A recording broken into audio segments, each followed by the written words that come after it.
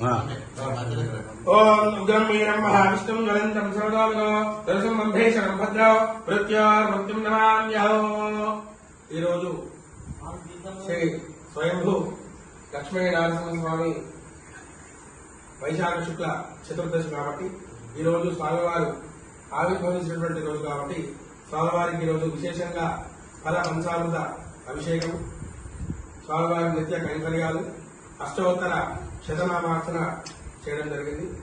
ఈరోజు విశేషమైనటువంటి రోజు కాబట్టి ఈరోజు ముఖ్యంగా భక్త ప్రహ్లాదుని గురించి ఆయన యొక్క స్వయంగా ఒక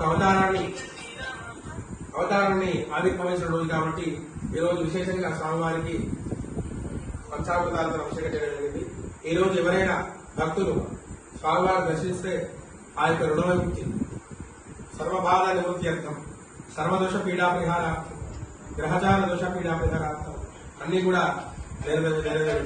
కాబట్టి ఎక్కడ ఉన్నా మీకు అందుబాటులో ఏ దేవాలయం ఉన్నా అది దర్శించుకోండి.